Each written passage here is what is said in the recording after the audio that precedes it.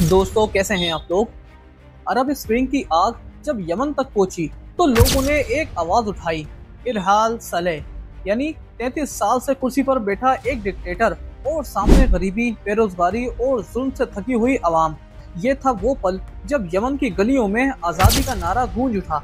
लेकिन क्या ये बगावत सच में इनकलाब बन सकी या सिर्फ एक नई बर्बादी की कहानी। मैं हूं नवाज खान और सामिर खान व्लॉग की सीरीज अरब स्प्रिंग की चौथी किस्त में आज हम आपको ले चलते हैं यमन की बगावत पर।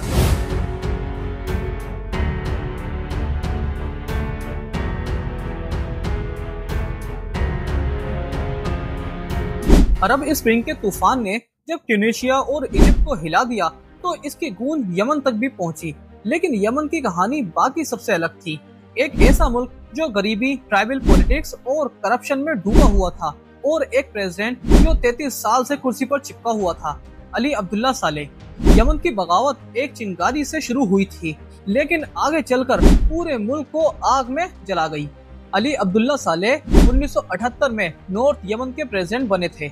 1990 में नॉर्थ और साउथ यमन एकजुट हुए और सालेह पूरे यमन के प्रेसिडेंट बन गए। उसने अपनी कुर्सी बचाने के लिए ट्राइब्स, आर्मी और पॉलिटिकल ग्रुप के साथ हमेशा अलायंस बनाकर रखा। सालेह को खुद अपना ही एक मशहूर जुमला याद दिलाया जाता है, rule in Yemen like dancing on the heads of snake, यानी यमन पर हुकूमत करना सांप के सिरों पर डांस करने जैसा है। मतलब वो हमेशा अपनी कुर्सी बचाने के लिए जगलिंग करता था। अब्दुल्ला सालेह एक सर्वाइवर था। हर मुश्किल वक्त में उसने अपनी कुर्सी ही बचाई, लेकिन अवाम के गुस्से के सामने उसके पुराने तरीके काम नहीं आए। दोस्तों, यमन अरब का सबसे गरीब मुल्क था। ज्यादातर लोग रोजगार के बिना, पानी की कमी और हेल्थ केयर क्राइसिस का शिकार थे।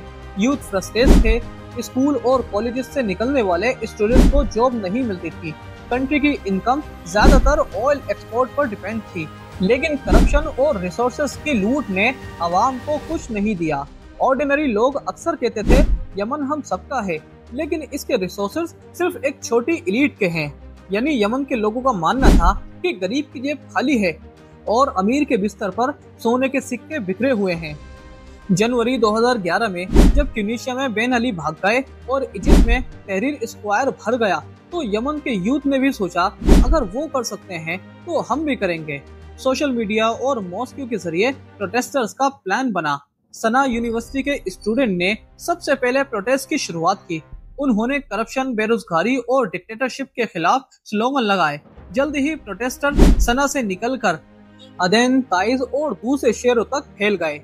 एक मुल्क जो कभी चुप था, अब उसकी गलियों में एक ही नारा गूंज रहा था, इरहाल सलेह, इरहाल सलेह, यानी सालेह कुर्सी छोड़ो। इसके जवाब में सालेह ने भी पूरी कोशिश की लोगों को शांत करने की। उसने कहा कि वो 2013 के बाद दोबारा इलेक्शन में नहीं उतरेगा। उसने प्रॉमिस किया कि करप्शन और नेपोटिज्म खत्म करेगा, लेकिन अवाम को यकीन नहीं आया। प्रोटेस्टर्स ने कहा 33 साल से ये वही वादे करता आया है, अब सिर्फ एक बात, सालेह रिजाइन करो।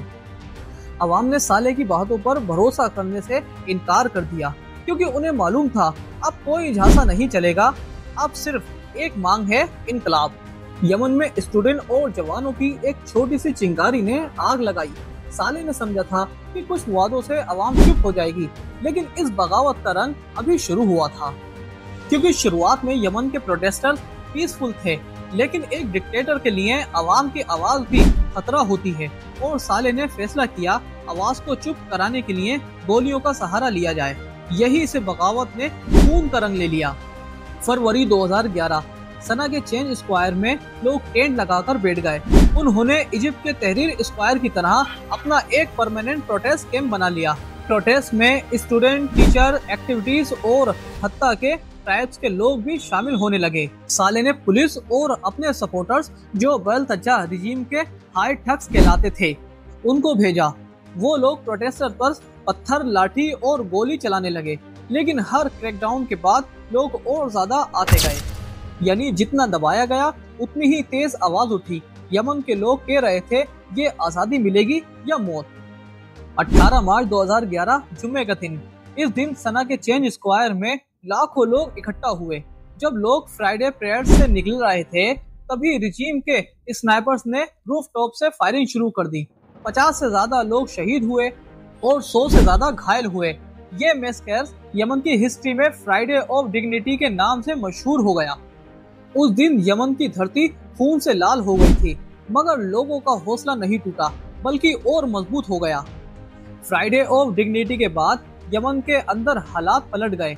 आर्मी के top commander general Ali Mohsin al Ahmar, जो सलेह के पुराना दोस्त था, उसने प्रोटेस्टर्स का साथ दे दिया। ये बहुत बड़ा झटका था क्योंकि फौज के अंदर ही डिवाइड हो गया था।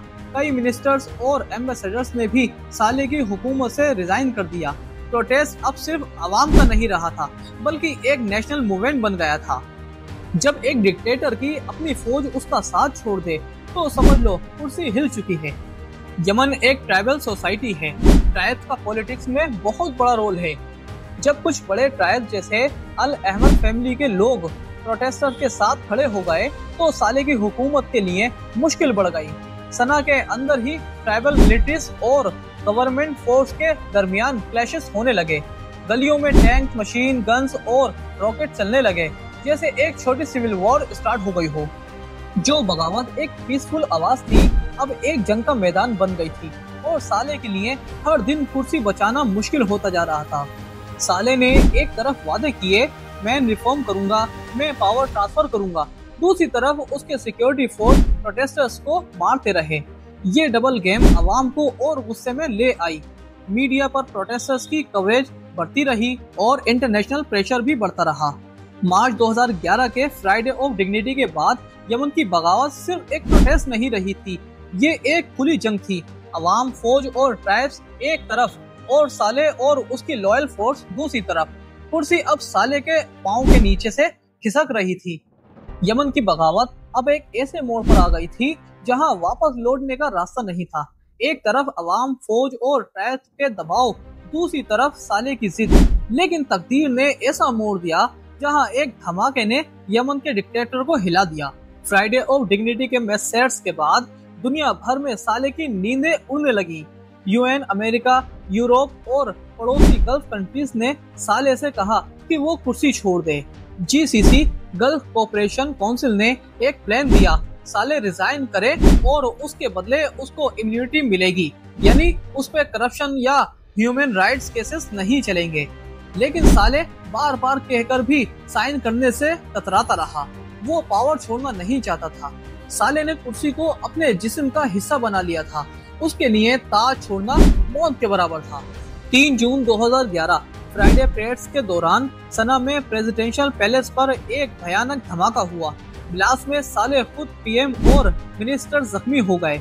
साले का चेहरा और बदन जल गया। उसे तुरंत सऊदी अरबिया ले जाया गया इलाज के लिए। इस वक्त लोगों को लगा साले की डिक्टेटरशिप खत्म हो चुकी है, लेकिन साले कुछ महीने बाद वापस आया और फिर से कुर्सी पकड़ने की कोशिश की। जब एक डिक्टेटर मर भी जाए तो कुर्सी की कुर्सी उसे जिंदा कर देती है। साले के जाने और वापस आने के दरमियान यमन में ट्राइबल मिलिशियास और आर्मी फैक्शन के दरमियान खुली जंग होने लगी।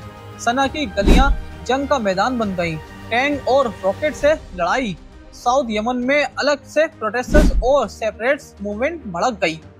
इस हालात का फायदा उठाया अल कायदा इन द अरेबियन पेनिसुला यानी AQAP ने। उन्होंने कुछ शहरों पर कब्जा कर लिया, यानी अवाम की बगावत अब टेररिज्म और सिविल वॉर में घुल रही थी। लगातार प्रेशर के बाद साले ने नवंबर 2011 में GCC प्लान पर साइन कर दिया। उसने अपनी कुर्सी वाइस प्रेसिडेंट अब्दराबू मंसूर हादी को दे दी। साले को इम्यूनिटी मिली, मतलब वो सारी जिंदगी के लिए अपने क्राइम से बचा रहा। अवाम गुस्से में थी क्योंकि उनका खून बहा था और डिक्टेटर सेफ निकल गया था। लेकिन फिर भी साले के जाने को एक सिंबॉलिक विक्ट्री माना गया। एक डिक्टेटर तो गया, लेकिन यमन का जख्म खुला का खुला ही रहा। 2011 में मंसूर हादी प्रेसिडेंट बने, लेकिन वो कमजोर लीडर थे। अवाम के असली डिमांड्स, करप्शन खत्म करना, बेरोजगारी और पॉवर्टी दूर करना, कुछ भी पूरा नहीं हुआ। धीरे धीरे अलग अलग ग्रुप ने अपने पावर यानी अपने पांव जमाना शुरू कर दिए, जिनमें एक हूती जो कि एक शिया रिबेल ग्रुप थे और अल कायदा जो कि साउथ में थे, और वहां रहने वाले जो ट्राइबल मिलिशियास थी उन्होंने। 2014 से 15 में हूतीस ने कैपिटल सना पर कब्जा कर लिया और साले ने अपना पावर वापस पाने के लिए उनसे डील कर ली। इसका अंजाम ये हुआ कि यमन एक फुल स्केल सिविल वॉर में धकेल दिया गया, जो आज तक खत्म नहीं हुई। दोस्तों, यमन की बगावत ने एक डिक्टेटर को गिराया, लेकिन अवाम को आज़ादी नहीं मिली। इस बगावत ने एक नई सिविल वॉर का दरवाजा खोला, जो आज भी दुनिया की सबसे बड़ी इंसानियती ट्रेजेडी बन चुकी है। अरब स्प्रिंग के दौरान यमन ने एक डिक्टेटर खोया, लेकिन अपनी सुकून की जिंदगी भी खो दी। दोस्तों, यमन की बगावत में हमने जो अभी तक आपको अपनी इस वीडियो में बताया है, यहाँ ये कहानी एक डिक्टेटर को उसकी गद्दी से हटाने की थी। लेकिन अपने अगले व्लॉग में हम यमन की बगावत और मौजूदा हालात में जो सिविल वॉर चल रही है और यमन एक बुरी तरीके से उसमें फंसा हुआ है, उसके बारे में हम रोशनी डालेंगे। दोस्तों, आपको ये वीडियो कैसी लगी, अपनी राय नीचे कमेंट बॉक्स में जरूर दीजिए। और अरब स्प्रिंग की पिछली 3 किश्तों का लिंक मैंने डिस्क्रिप्शन में दे रखा है, आप देख सकते हैं। तब तक के लिए मुझे दीजिए इजाजत। मैं आपका दोस्त नवाज खान।